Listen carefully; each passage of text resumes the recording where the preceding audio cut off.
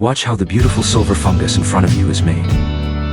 First, the workers place these mature silver fungus, which have been in the cultivation workshop for 40 days, onto a conveyor belt.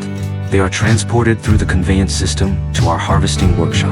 In between, there's a buffer workshop to prevent contamination from microorganisms in the environment. The silver fungus strains in the cultivation workshop. The freshly harvested silver fungus still has a lot of wood chips and impurities at the bottom. These need to be manually removed by our workers, due to the fast-paced lifestyle nowadays.